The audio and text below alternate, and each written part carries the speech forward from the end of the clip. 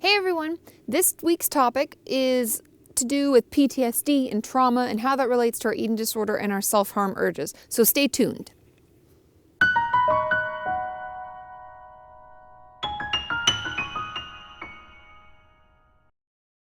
Now, I've heard from many of you that you've either been diagnosed with PTSD or you've been abused or you've had a traumatic experience and you're wondering why your therapist always says it relates to your eating disorder or your self-harm, or you're just curious how it does. And to be honest, it's different for everyone. Okay, so I'm just going to throw that out there. It's kind of like our eating disorders and our self-harm. We all do it for different reasons, but at the heart of it, it's always used as a way to cope. Okay? I hope that kind of makes sense, but I'll get into it a little bit more. So when something happens to us, let's say I'm a 5-year-old girl and I'm physically abused by my uncle, okay? And I get beaten a lot. And I, as a little kid, don't know what to do, don't know who to tell about it. I might tell my mom and she's like, stop making up stories or something, because she doesn't know what's going on. And so as a small child, my brain is not completely developed. And it doesn't really know what to do with that information. So what do I do about it? This thing is happening to me and I'm feeling really bad and I'm scared and no one's listening to me and I feel all alone, right? So I have to make it make sense for me. So sometimes I have patients who will tell themselves, you deserve it. I deserved this. This happened to me because I'm a bad girl. I've done something really bad. And so this is a punishment. Okay, so that's number one. We can think that it's kind of a punishment. It's happening to me because I deserve it. Okay, or we can just turn it into anger within myself.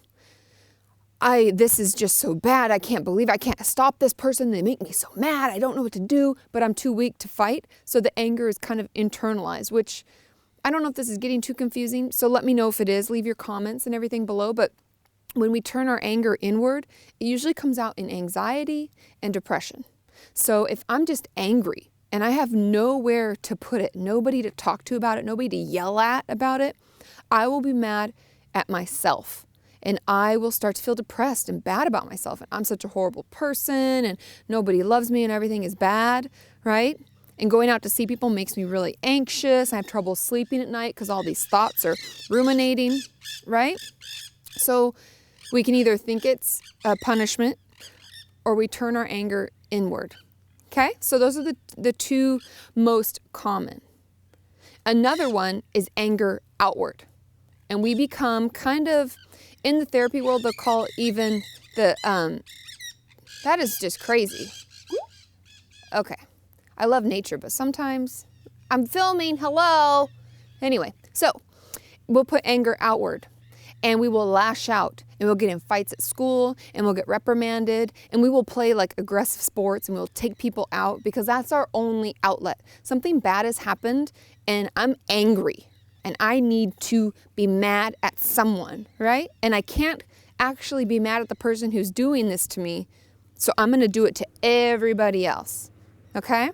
So those are the only three I'm really going to touch on today because I think those are the most common. And those are the things that you guys tell me are affecting you right now. And why is that? How do I stop it? What do I do? Well, first, if it's a punishment and we're using our self-harm, like I deserve this bad thing to happen, I'm a horrible person, and whenever we mess up, whenever we don't think we're doing something perfectly, then we're going to punish ourselves. Okay? And first thing I want you all to notice is just, when do you do this? What is it that you have to do perfectly? What is it that you deserve punishment for? I want you to start noticing. And then writing it down, whether it's typing and journaling, because I know, Caloric, you've talked to me about this, and I know this is something we talk about, and you don't like to journal.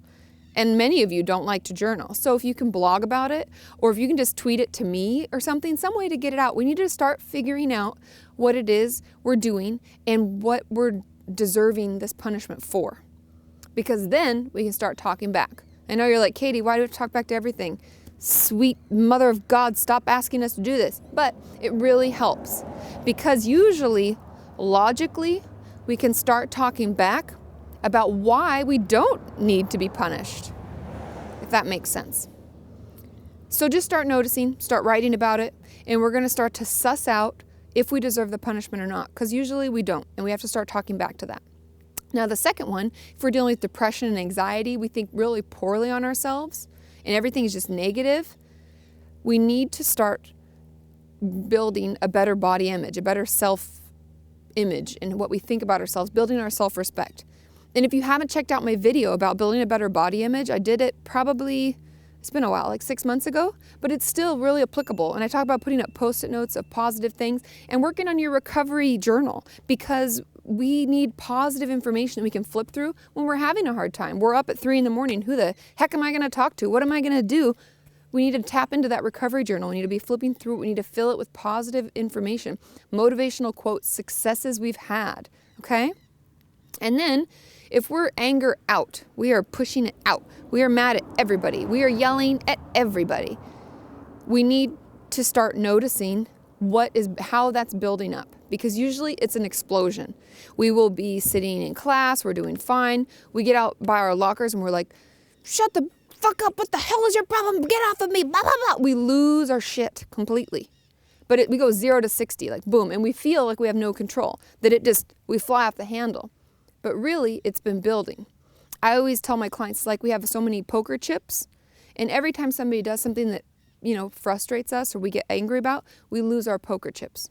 And when we've already been abused and we've had a lot of trouble and we are already anger out people, we don't start with a lot of those poker chips. So we run out really quickly and we fly off the handle really quickly. So we need to start noticing where you're storing that anger. Where is it building up? Do we clench? Do we clench our teeth? Do I swallow hard? Do I make fists? Do I white knuckle my life? Am I doing that? We have to notice. Does my neck get sore? Where are you holding it? And how do you feel it building up? Okay? So this week, this is what my task is for you. I want you to start noticing. If you've had a trauma, if you've had a PTSD diagnosis and you're thinking, how is that relating to my eating disorder or my self-harm? I cut when I want to, I purge when I want to, I exercise, I binge, whatever. We need to start connecting it, because it doesn't just happen willy-nilly. So I want you to notice, am I anger out? Am I anger in? Am I punishing myself? Start noticing, because it's at that point that then we can start working on it and growing past it, because we can all move past it, okay? Now I want you to leave a comment below. I'm going to start the comment thread a little bit this week, and I want you to tell me how your PTSD is related to your eating disorder or self-harm, and even give a little tidbit about how you figured that out, because I know for a lot of us it's hard to even start. So how does my PTSD or my abuse past affect my eating disorder or my self-harm, and how did I notice that? Okay? So leave a little feedback. I am loving the conversation. Everybody interacting with one another is so exciting and it's so helpful. You guys have no idea how amazing and helpful you are. So keep at it. And if you like this video, give it a thumbs up, and I will continue on these self-harm, eating disorder, and trauma topics, because I know that affects a lot of us. And keep checking back as we work towards a healthy mind and a healthy body.